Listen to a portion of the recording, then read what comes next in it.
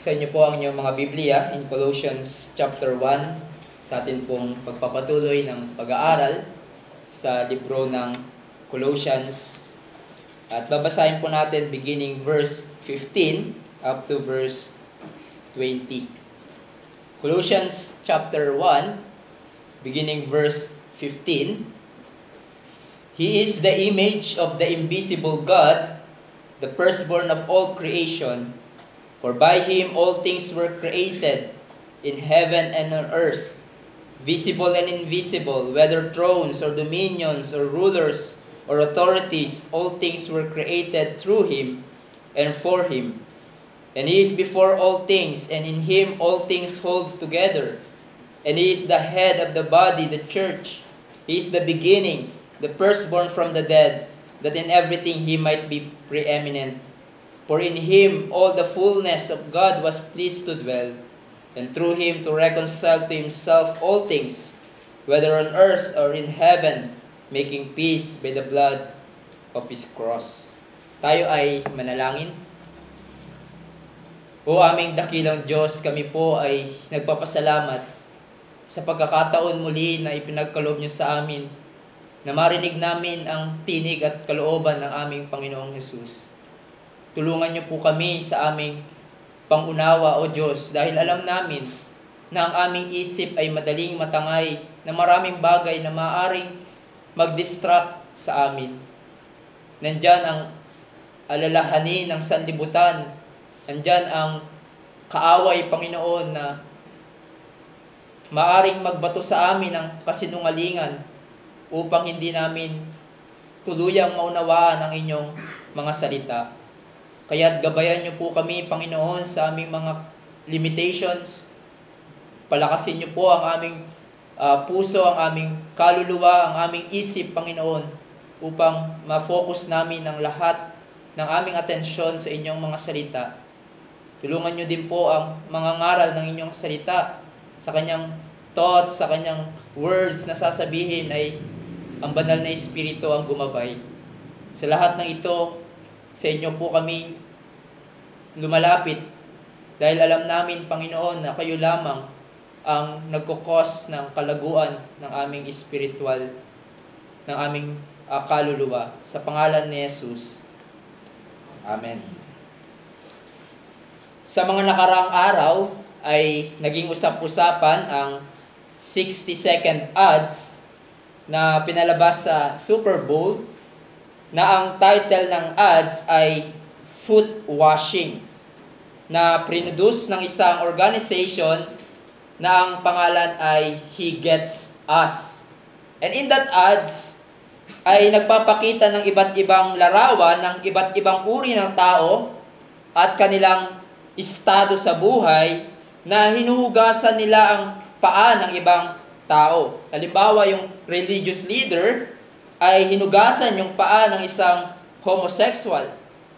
At merong namang isang scene doon that depicts a woman na lumayo sa grupo ng mga taong nag-evangelize sa abortion clinic upang hugasan yung paa ng isang young mother who was depicted as being in abortion clinic to murder her baby.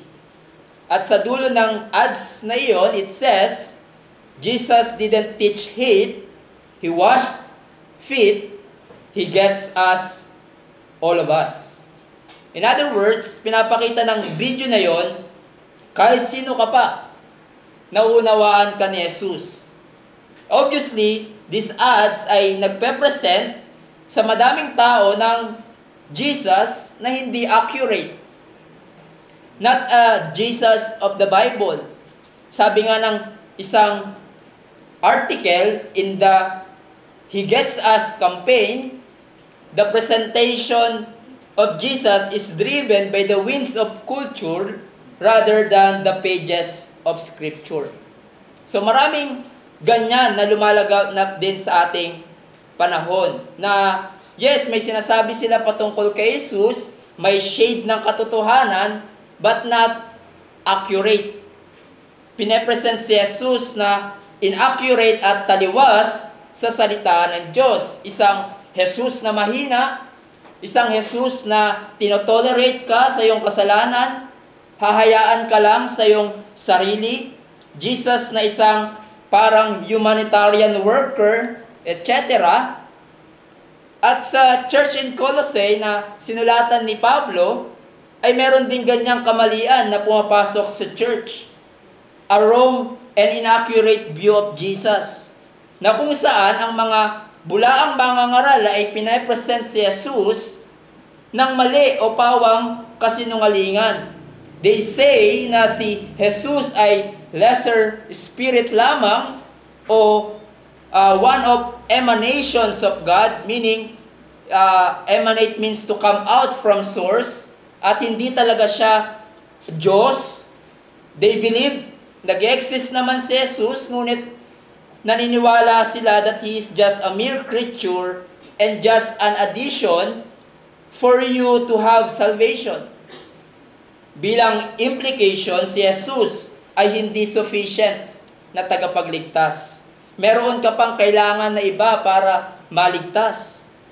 At dito sa ating text ay nagbigay ng vaccine or antidote si Pablo para sa iglesia in Colossae na para sa lason na lumalaganap sa kanila. He presented Jesus as supreme in all things. He presented Jesus as supreme in creation over the church and redemption. And as scholars said, Paul presented these truths in a form of a hymn. Sinasabi ng mga scholars na ito daw ay isang hymn na punong-puno ng katotohanan patungkol kay Jesus. But we don't know kung si Pablo ba ang gumawa ng hymn na ito o ginamit ni Pablo ang hymn na lumalaganap na sa kanilang panahon and he adds something to it. But ganun pa man, ang punto dito ni Paul ay pinepresent niya si Jesus in a beautiful and powerful statement patungkol sa kanyang person and work, laban sa maling katuruan na lumalaganap sa Colossian church. And this passage sets forth the supremacy of Christ in all things and His sufficiency for salvation. And so there are three headings we will look at. First, the supremacy of Christ in creation. Secondly, the supremacy of Christ over the church. And lastly, the supremacy of Christ in redemption. But this morning, we will look only the supremacy of Christ over the church, in creation. And mamaya ay titignan natin ang supremacy of Christ over the church. So first, titignan natin yung supremacy of Christ in creation. Sino si Jesus in relation sa nilikha or creation? Ang first na makikita natin dito na sinabi ni Pablo patungkol kay Christ is that Jesus is the image of the invisible God. Note the words invisible, no? Yan ay katotohanan. Hindi natin makikita ang Diyos. He is sinabi ni Paul kay Timothy, is immortal, invisible, King of Kings. But then, paano natin siya makikilala kung siya ay invisible? Well, gumawa ang Diyos ng paraan upang makilala natin siya para masaksihan natin kung sino itong Diyos na ito na hindi nakikita. Una, sa pamamagitan ng creation. He reveals Himself through creation. Sinabi sa Psalm 9:1, the heavens declare the glory of God. In Romans 1:20, for His invisible attributes, namely His eternal power and divine nature, has been clearly perceived ever since the creation of the world in the things that have been made. In other words, kung pagmamasdan natin ng creation, ito ay nagsasabi sa atin na merong Diyos na naglikha ng mga ito. Hinahayag nila ang dakilang katangian ng Diyos, ngunit ito ay limitado. And so, hinayag ng Diyos ng mas malinaw kung sino siya sa pamamagitan ng kanyang salita. He spoke to the people of God. Sa lumang tipan, makikita natin through the prophets, through His written words. But then, merong mas dakila dito. Kung tutungo kayo sa Hebrews 1 beginning verse, Hebrews chapter 1, it says, "Long ago at many times and in many ways, God spoke to our fathers by the prophets. But in these last days, He has spoken to us by His Son, whom He appointed the heirs of all things, through whom also He created the world. He is the radiance of the glory of God and the exact imprint of His nature, and He upholds the universe by the word of His power." He upholds the universe by the word of His power. In other words, si Jesus ang perfect, ang full revelation or manifestation of God. As the author of Hebrews says, Jesus is the exact imprint of the essence of God. At ganito din ang sinasabi ni Pablo sa paggamit niya sa ating text, sa paggamit niya ng salitang image. Icon in the Greek, kung saan nakuha natin yung salitang icon. Meaning, an image or representation. But yung salitang image, hindi lang siya representation, but it carries an idea of revealing or manifesting something. So, sa paggamit ni Pablo ng salitang image kay Jesus, he is saying that Jesus is the perfect revelation of God. Siya ay perpekto at natatangi na kapahayagan ng Diyos. Well, napag-aralan natin sa preaching ni Pastor, yung John 1:18. But kung titignan nyo po dito, I just want to emphasize something. In verse 18 ng John 1, kung babalikan natin yon, verse 18, sinabi doon, "No one has ever seen God, the only God, who is at the Father's side. He has made Him known." Made Him known. Yung salita po na yan in the original language, dyan natin nakuha yung salitang exegesis.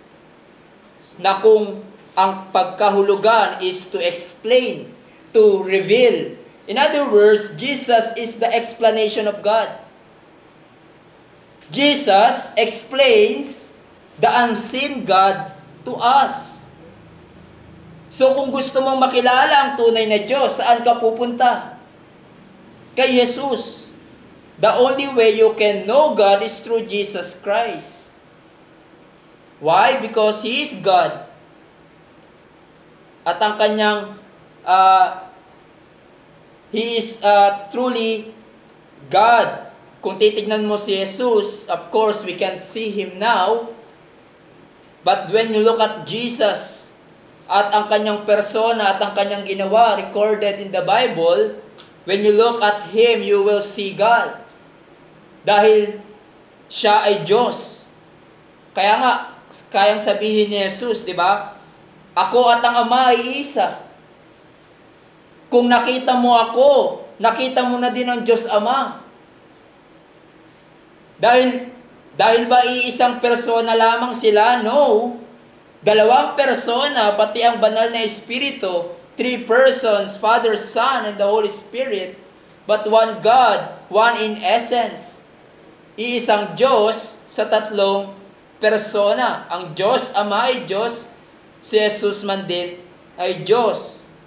Kaya nga, susunod na makikita natin, yung mabigat na statement ni Pablo in verse 19 ng ating text. For in Him, Christ, is the fullness of God was pleased to dwell.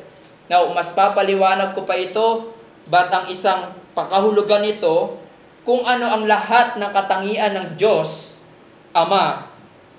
Diba? kung ang lahat ng katangian ng Diyos Ama ay tinataglay ni Jesus. Ano ang pagkakilala mo sa Diyos Ama? Siya ay eternal. Siya ay makapangyarihan. Siya ay dakila, etc. Lahat yun makikita mo kay Jesus. For He is God in flesh. Just think of it.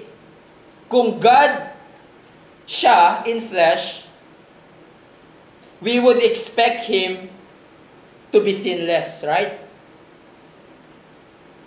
At kung makikita nga natin yan, siya ay sinless. Walang nagawang kasalanan. Kung si Jesus ay God in flesh, we would expect Him to be worshipped. At si Jesus nga ay sinamba nung nandito siya sa mundo. He was worshipped by the Magi. He was worshipped by the disciples. He was worshipped by the angels. He was worshipped even by the demons. That demons tremble before Him. If God were a man, we would expect na makikita tayo ng dakilang ginawa niya, right? Meron bang ginawang dakilang bagay si Jesus? Nakakaiba? Na makapangyarihan? Yes. Bumuhay siya ng patay. Kontrolado niya ang nature. Gumawa siya ng napakadaming miracles that no one can do. Jesus manifested the attributes of God. Tulad ng ating napag-aralan sa Gospel of John, He is full of grace and truth. He is full of goodness and mercy and even anger towards sin. Isang matuwid na pagkagalit. Brethren, this is Jesus. This is our Savior, our Lord, our friend. Pinahayag niya ang kanyang buhay. Pinahayag niya sa kanyang buhay ang katangian ng Panginoon. At ito ang bungad na pagpapahayag ni Pablo kung sino si Jesus. Siya ay Diyos. This statement attacks the false teaching na pumapasok sa church in Colossae na nagsasabi na si Jesus daw ay one of many mediators and emanation of God. Even Jesus was viewed as a good angel. Parang anghel lang daw si Jesus. So, naniniwala naman sila, nag-exist si Jesus, pero para sa kanila, one of the manifestations lang si Jesus. Kumbaga, partial lang na revelation ng Diyos si Jesus. Gaano man siya kadakila, they say, lesser lang siya. At ang implication niyan, pagdating sa kaligtasan, papaano ka maligtas? Para sa kanila, hindi sapat si Jesus. Hindi sapat si Jesus. Kailangan mo ng iba. Diba, yan din ang paniniwala ng maraming grupo sa ating panahon. Kinikilala naman nila na tunay si Jesus, pero pagdating sa persona ni Christ, kung sino talaga siya, doon ang daming kamalian. Si Jesus para sa kanila, mabuting propeta lamang. Sa iba naman, isang mabuting sugo lamang siya ng Diyos. Lesser na God lamang siya. So, hindi na bago yung mga false teachings na yan sa ating panahon. Noon pa man, ay sa panahon ng mga apostles, yan na ang kinakalaban nila. But ano ang laging pangkontra nila sa lason ng mga ito na pumapasok sa iglesia? Si Christ. The right view of Christ. Right view ng kanyang person at ang kanyang works. Yung tamang katuruan patungkol sa pagka-Diyos ni Jesus. At dito sa ating text ay tinuturo ni Pablo that Christ is the image of God, and that is to say,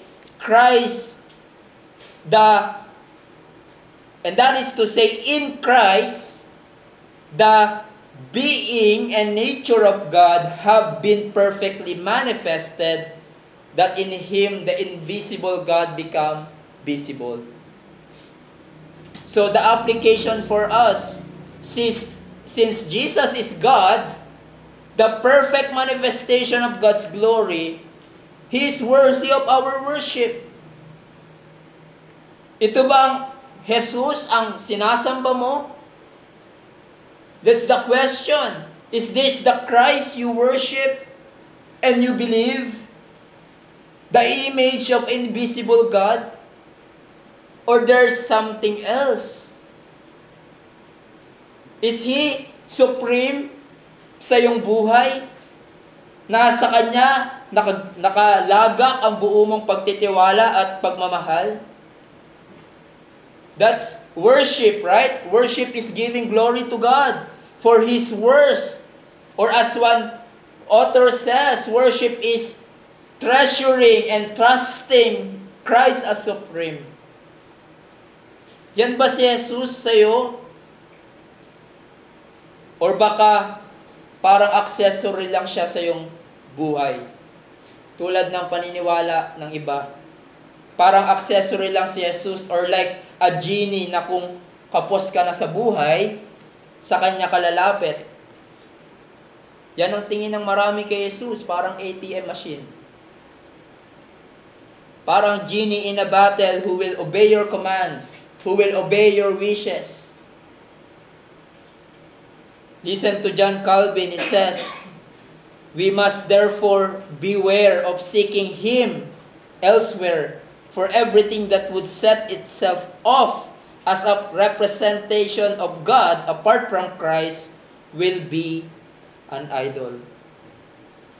Ang lahat ng bagay, kung sino man na nagpapakilala sa kanilang sarili bilang representasyon ng Diyos, bukod kay Jesus ay isang magiging idolo. Kung ibang Jesus ang pinapaniwalaan mo at sinasamba mo, at hindi ang Jesus na sinasabi ng Biblia, o you worship a Jesus made by your own imagination, or kung anumang bagay ang higit na minamahal mo, sinasamba mo maliban kay Christ who perfectly manifests God, ikaw ay guilty ng pagsamba sa Diyos-Diyosan. You are an idolater. Because you worship, you love the most which is not Christ of the Bible. Nasa Kanya lamang dapat nakalapat ang iyong buong pagtitiwala. So this is the question. You must ask yourself, do you worship the Jesus of the Bible? Do you worship yung Jesus na pinapakilala ng salita ng Diyos? Na sinabi ng Bible, the image of the invisible God. We who worship Jesus of the Bible, brethren, hindi tayo mga idolaters because we worship the true and the living God. Now, ang mga susunod na pagpapakilala ni Pablo kay Jesus ay related bilang siya ang creator o manlilikha. So nakita natin, He is the image of the invisible God. And now we will see, He is the creator of all things. Kung titignan nyo sa ating text, Paul called Jesus as firstborn of all creation. Firstborn of all creation. Now, ang mga Jehovah's Witnesses at ang iba pang mga kulto ay pinangahawakan ang katagang ito. Sinasabi nila, you see, Jesus is the firstborn of all creation. Ibig sabihin, meron pinagmulan si Jesus. Meron siyang pinagmulan dahil siya ay panganay sa lahat ng nilikha. There was a point in time that Jesus didn't exist, sabi nila. But you know what? Kung titignan niyo yung background and context ng text na ito, to hold that view na si Jesus is created lang, to hold that view, yung maling katuruan na yan, you hold a view na nilalabanan dito ni Pablo sa kanyang sulat. What does firstborn mean? Well, totoo naman, it could mean first child, no, chronologically in order, no, first, unang anak o panganay, ngunit madalas siyang gamitin sa Bible na ang ibig sabihin ay first in rank or highest in position and honor. Preeminent. For example, in Psalm 89, kung tutungo kayo doon, Psalm 89, verse 27. So this psalm is talking about the Davidic covenant at yung mga pangako ng Diyos kay King David. Sinabi niya sa verse 27, "And I will make him," si David, "the firstborn, the highest of the kings of the earth." Now, the question is, si David ba ang panganay na anak? No. In fact, bunsong anak siya ni Jesse. At ang panganay ay si Eliab. And so, anong ibig sabihin na si David ay firstborn? It says, the highest of the kings of the earth. Ginawang napakadakilang hari ng Diyos. Si King David, yung salitang firstborn was also used to the nation of Israel, hindi dahil sila yung unang naging nation, but sila ay nataguyod, sila ay matayog na bansa dahil sumasa kanila ang Panginoon at pinili sila ng Diyos. Sinabi sa Exodus 4:22, "Then you shall say to Pharaoh, thus says the Lord, Israel is my firstborn." And so in our text, sinasabi ni Pablo that Jesus is the highest, preeminent, exalted above all creation. Dahil lahat ng creation ay created in Him and for Him. Again, kung tinuturo ni Pablo dito na si Jesus ay nilikha, he was agreeing sa heresy na pumapasok sa church in Colossae. And also, if Paul was teaching na nilikha lang si Jesus, it will not make sense yung susunod niyang binanggit. Dahil ano ba yung sinabi niyang sumunod? Sinabi niya, "For by Him, all things were created." So, paano siya maglilikha kung siya ay nilikha din? You see, these words only make sense kung si Jesus ay tagapaglikha ng lahat. And He is. At siya nga ang tagapaglikha ng lahat ng bagay. Sinabi din sa John 1:3, di ba? "All things were made through Him, and without Him was anything that was made." Apostle John and Paul were saying, this is Jesus, who is God in flesh, the God-man. Siya ay creator. At kung titignan pa natin sa buong kasulatan ng Bible, yung katangian na ang Diyos ay manlilikha, only attributed to the one true God na si Yahweh. And yet, the apostle said, that is true of Jesus. He is the creator of all things. He is the firstborn of all creations. In a sense that He has the preeminence and possess the right and authority over all creation. Dahil siya ang naglikha ng lahat ng ito. He existed before the creation and is exalted, highest in rank above all creation. Highest ruler of all creation. Now, what's the implication of the truth? Na siya ang ruler, siya ang pinakamataas at hari ng hari in all creation. It means Jesus is your King and your Creator. Kilalanin mo man ito or hindi. Tulad ng ginagawa ng iba, di ba? Sinosuppress ang katotohanan ng tao ay hindi daw nilikha ng Diyos. Galing daw tayo sa speck na sumabog na nag-evolve million of years ago. That's not true. There's God who created everything, who created us in His image and likeness, at siya ang hari ng ating buhay. Marahil ngayon, hindi mo pinapaniwalaan ito, hindi ka nagpapasakop sa kanyang paghahari, but one day you will see that Jesus is indeed the King.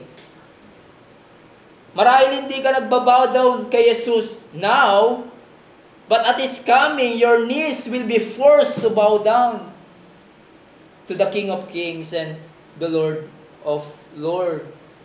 Every knee should bow in heaven and earth, under the earth, and every tongue confess that Jesus is Lord. Si Jesus ang iyong manlilikha. Thus, kahit na ikaw ay hindi mananampalataya, ang katotohanan ay ang iyong buhay, ang iyong existence ay nakadepende sa Panginoon. Nakadepende sa Diyos ang iyong buhay. And then Paul enumerate isa-isa ano itong nilikha ni Jesus. Sinabi niya, by Him, or I would emphasize, in Him, all things were created in heaven and on earth. Now, I put emphasis sa salitang in Him because kung by Him, no, without going to the technicality ng grammar ng Greek, because kung by Him yung gagamitin, ito ay tumutukoy na para bang kaparaanan si Jesus para masagawa yung creation. But as Greek scholars and commentaries na binasa ko yung salitang in Him, yung appropriate, dahil ang pinupunto ng salita na yon, all God's creative work took place in terms or in reference to Christ. Katulad na sinabi ni John sa John 1:3, di ba? Things were made through Him, and without Him was not anything made that was made. In other words, apart from Christ, walang malilikha. You see the difference?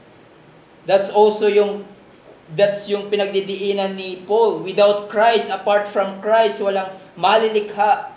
But all were created in connection, in reference to Christ. In other words, Jesus ay active sa paglilikha at parte sa paglilikha ng lahat ng bagay.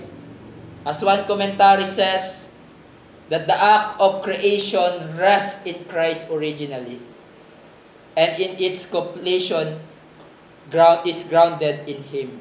Its completion is grounded in Him. Then Paul enumerate all things na nilikha in connection with Christ. He said, heaven and earth, visible and invisible. Now, ito ay tumutukoy sa material and spiritual world. All things, visible and invisible, things and beings that we cannot see, like angels, everything that is visible were created in and for Christ.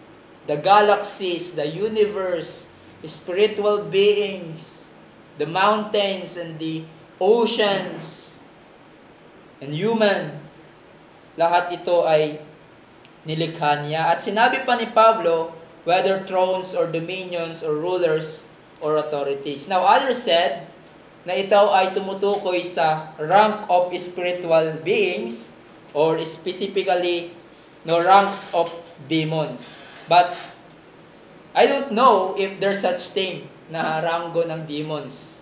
But I think that's not the point of Paul sa pag-include niya ng mga ito. I think Paul is saying that kung gaano man sila makapangyarihan, gaano man sila kadami, gaano man ang kanilang activities, under ito ng pagkokontrol ng Diyos. Under ito ng pagkokontrol ni Christ. Even Satan, the great deceiver, ay under ng sovereignty of Christ. At bago pa sila magrebelde sa Diyos, yung mga fallen angels, they were also created by God. All spiritual beings were created by God. And also, Christ is the firstborn in all of them too. He is preeminent sa kanilang lahat. Siya ang highest authority and most powerful kesa sa kanilang lahat. Now, bakit importante na banggitin ito ni Pablo sa kanila? Because as we shall see, false teachers had incorporated into their heresy the worship of angels. The worship in Colossians 2:18, including, di ba sinasabi nila, including yung kasinungalingan that Jesus was one of them, merely a spirit created by God or inferior to Him. Paul rejected that and made it clear that angels, whatever their rank, whether they are holy angels, fallen angels, are mere creatures, and their creator is none other than the preeminent one, the Lord Jesus Christ. That's the point na sinasabi ni Pablo. Don't listen sa mga nagtuturo na dapat sambahin ang mga angels o anumang creatures. Dahil lahat ng ito ay nilikha ni Jesus, who is the preeminent and creator of all things. Christ must be worshipped. Christ must be honored and praised. Hindi ang mga angel ang sinasamba, kundi si Jesus. Angels are ministering spirits, tulad ng sinabi sa Hebrews. The angels, however exalted they are, sila ay subject sa rule ni Christ. Even the fallen angels, the demons.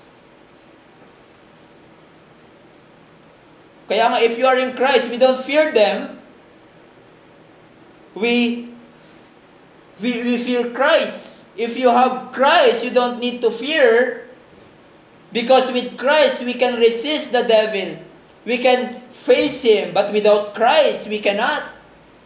We don't dare to face him dahil siya ay makapangyarihan at mas matalino sa atin. But with Christ, we can face and resist the devil, because he who is in us is greater than he who is in the world. Furthermore, hindi lamang si Jesus ay firstborn of all creation, and in Him all things were created, but He is the goal of all creation. It says sa verse 16, sa pinakadulo, all things were created through Him and for Him, or toward Him. Some translate the word for as toward, which makes the sense even more dramatic. All things were created by Him and toward Him. Sinabi ng isang manunulat, everything began with Him and will end with Him. All things sprang forth at His command, and all things will return to Him at His command.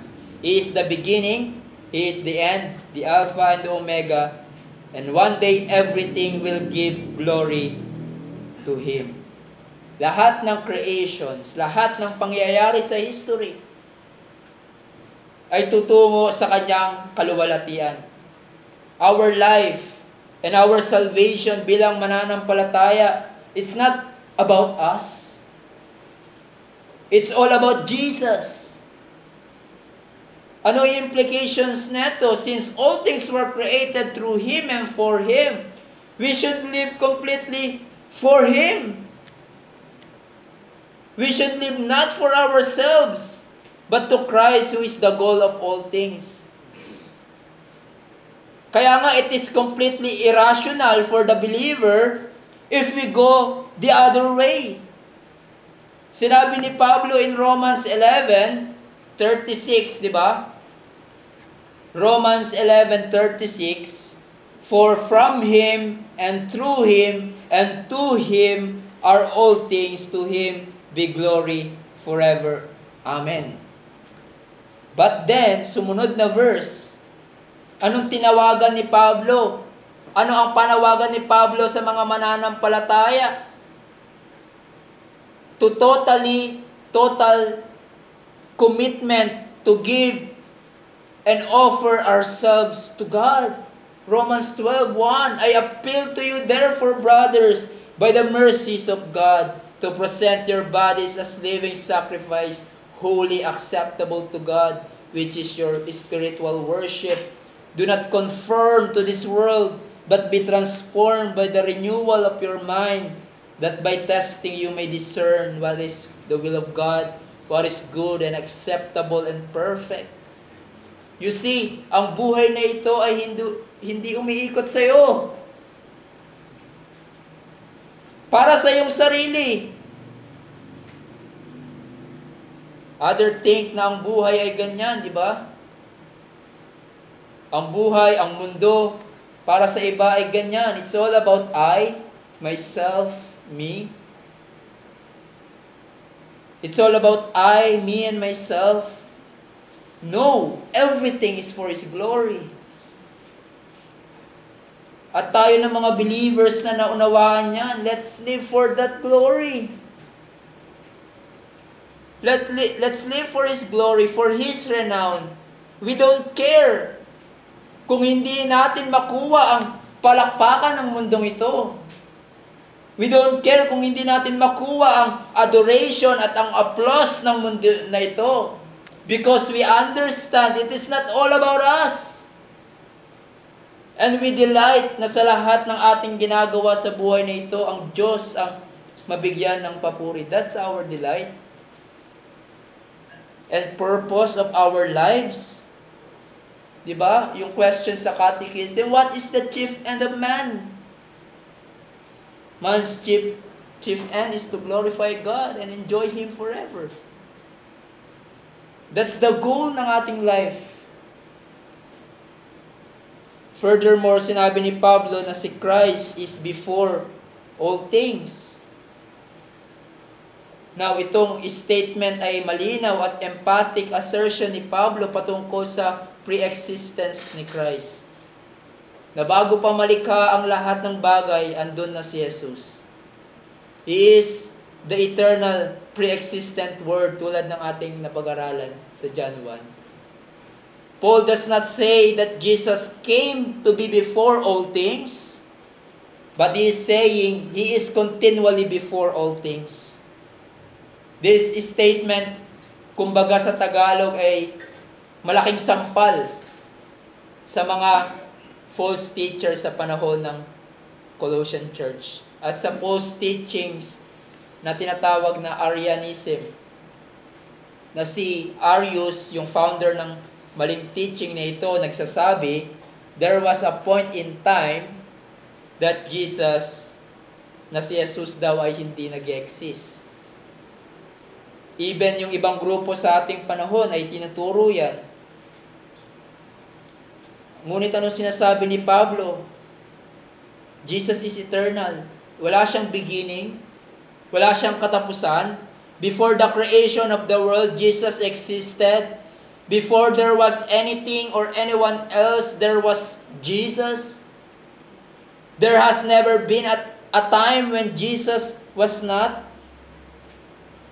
So sinasabi ng iba, hindi naman directly sinabi ni Jesus na Diyos siya or eternal siya. That what others says. Wala namang sinabing directly si Jesus na Diyos siya, eternal siya. Meron ba? Na lumabas sa bibig ni Jesus na sinabi niya ako ay Diyos? O nag-claim siya na siya ay eternal na Diyos? And I hope, brethren, you would memorize this verse. John 8, 57 to 58. Meron ba? Sinabi ni Jesus na Diyos siya, lumabas sa bibig niya. John 8, beginning verse 57. Talking to the religious leaders, your father Abraham rejoiced. Sabi ni Jesus that he would see my day. He saw it and was glad. So the Jews said to him, "You are not 50 years old, and have you seen Abraham?" Ngunit anong sinabi ni Jesus? "Truly, truly, I say to you, before Abraham was, I am."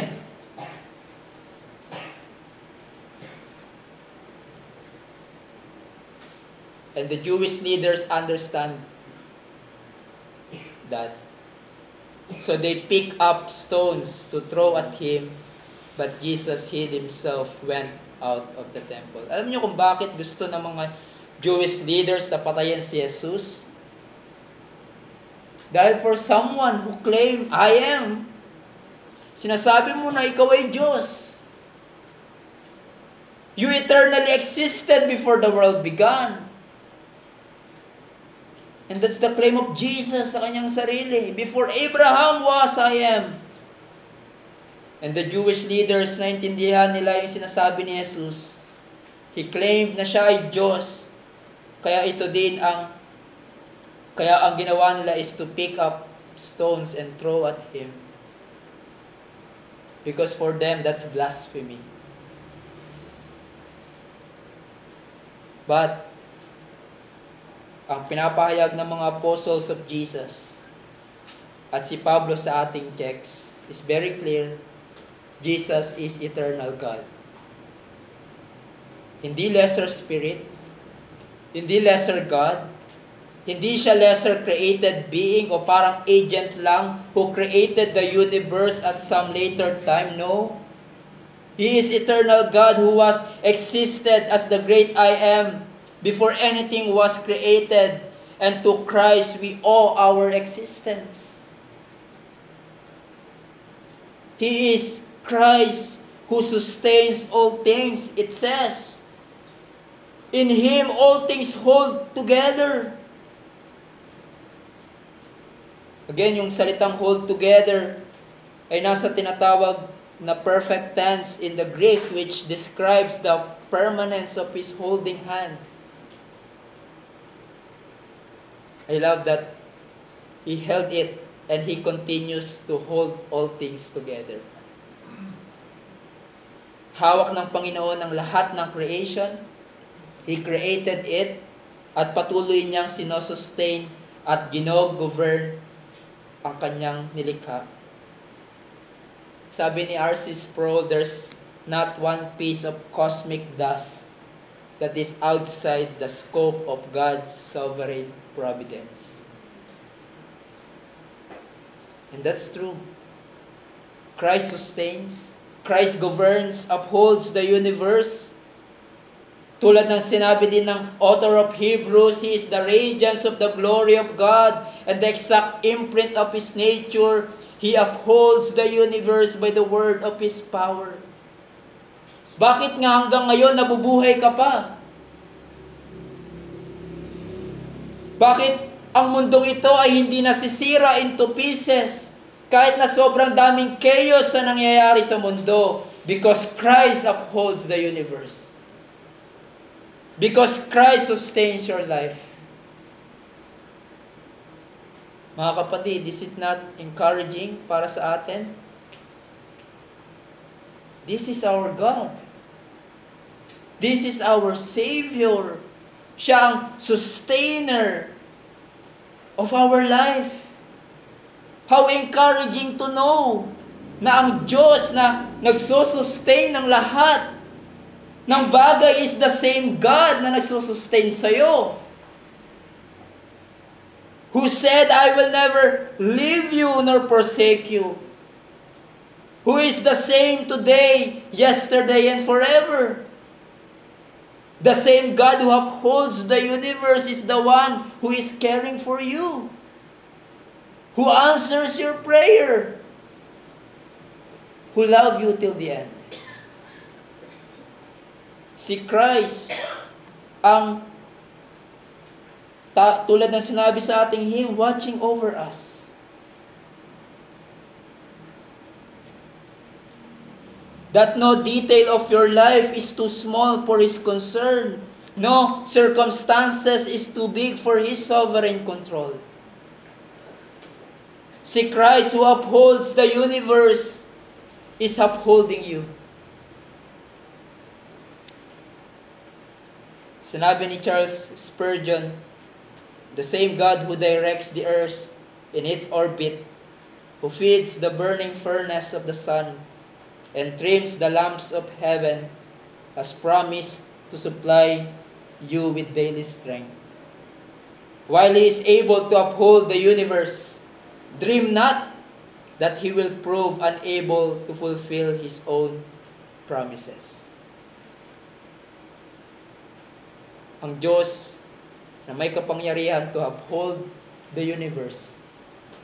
Do not doubt na hindi niya kayang gawin ang kanyang pinangako sa iyo. Now in conclusion, pinakita sa atin ni Pablo sino si Jesus in relation sa creation. Siya ang perfect representation and manifestation of God. Si Jesus ang creator of everything, every cosmic speck, every spirit were created in Him and for Him and through Him. Siya ang goal ng lahat ng creation. All creation is moving toward Him and for Him. He is the sustainer of all things. He upholds the universe and every human existence by the word of His power. Now, since Jesus is the image of God, He is what we were meant to be in terms of character. Dahil created tayo in His image, Genesis 1:26 and 27, we ought to follow Him and imitate His character. Lalo na tayo na mga believers, na mga bagong nilalang kay Kristo Jesus, tulad ng command ni Paul in Ephesians 4:24, to put on the new self, created after the likeness of God in true righteousness and holiness. Kopyahin natin ang katangian ng ating Panginoon, yung kanyang communicable attributes, not imitate Him in terms of His work of salvation. Others want to imitate yung kanyang ginawa sa kaligtasan. Si Jesus lang ang makakagawa nun. But let us imitate Christ sa kanyang katuwiran, sa kanyang kabanalan, sa kanyang mercy, sa kanyang pag-ibig, sa kanyang humility. As John says, whoever says he abides in Christ ought to walk in the same way in which He walked. Let us imitate ang kanyang obedience, ang kanyang love for His Father. Let us imitate His love for His church. We were meant to be image bearers of Christ. At tayo na mga believers ay hinuhubog sa wangis ng ating Panginoon. Let us then be diligent to use the means upang lumago tayo in Christ likeness. And since Jesus is preeminent, we ought to give Him first place in our lives. First place in our lives. Si Jesus ay dakila sa lahat. But the question is He preeminent sa iyong buhay? Siya ba ang una sa iyong buhay? He must have the first place in everything sa iyong buhay. Kung kinikilala mo na Siya ay dakila sa lahat, He must have first place in everything sa iyong buhay, sa iyong career, sa iyong marriage and family, sa iyong pagsamba, sa iyong time, sa iyong pleasure. He ought to be the highest pleasure and treasure of your life. Sa lahat ng aspeto ng iyong buhay, He ought to be the first. Ginagawa mo ba ang lahat? Saan ka mang sitwasyon nilagay ng Diyos para sa Kanyang kaluwalhatian? Ang mga tao ba na nasa paligid mo can say, Christ is preeminent sa kanyang buhay. Siya ay truly lover of Christ, truly follower of Christ, because everything sa kanyang buhay is all about Christ. For His glory. May it be said sa ating buhay, mga kapatid, na ang buhay natin is not all about us. It's all about Jesus.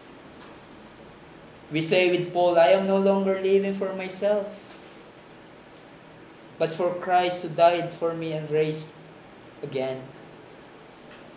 And my friends, Jesus is preeminent. You ought to bow down before Him in repentance and faith, for only Him can save you. Only Him can save you. Christ is great. Yes, Christ is great and Savior too. A friend of sinners. The preeminent one is also a friend of sinners. Kaya kanyang iligtas mula sa power of darkness. Tulad ng napag-aralan natin, He can deliver you and save you from sins and its consequences. For in Him we have redemption and forgiveness of sin. Walang ibang makakapagligtas sa iyo kundi si Jesus lamang. Hindi ang pagsamba sa angels, hindi ang pagsamba sa mere creatures ang makakapagligtas sa iyo. Hindi ang sino mang tao sa mundong ito ang makakapagligtas sa iyo. Gaano man sila kadakila sa mundong ito, gaano man ka-exalted sila o ine-exalt sila ng tao, they cannot save you. Hindi ang iyong mabubuting gawa ang makakapagligtas sa iyo. Gaano man siya kadakila sa mata ng tao o sa iyong paningin, there's only one can save. And His name is Jesus Christ, the image of the invisible God, the firstborn of all creation, the King of kings and Lord of lords. And this King is so gracious and loving too, that He is inviting the rebels to come into His kingdom. At tinatawagan kanya ngayon, bow down before His Lordship and trust Him for your salvation. Tayo ay manalangin. O aming dakilang Diyos, we cannot exhaust the depth ng kadakilaan ng iyong anak na si Jesus. Salamat, Panginoon, kahit papaano, we just have the glimpse of His glory, Panginoon. And we experience that sa aming buhay. Turuan niyo pa po kami, Panginoon, for we know that there's nothing so important in this world na dapat naming maunawaan, dapat naming malaman than to know Christ, His person and His works. Thank you, Lord, for giving us your word, kung saan clearly ay pinapresent si Christ as the one who is preeminent over all creation, preeminent in all things, and even sa aming kaligtasan. Salamat po, Panginoon, sa katotohanan na ito, and may our hearts, Panginoon, ay ma-encourage sa katotohanan na ito that you are supreme in all things.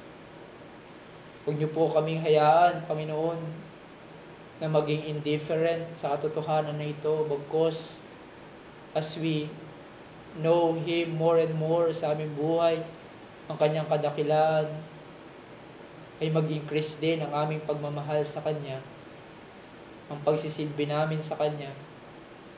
Salamat po, O Diyos, at tulungan niyo po kami sa amin pang sunod na pag-aaral patungkol sa Kanyang katangian. In Jesus' name, Amen.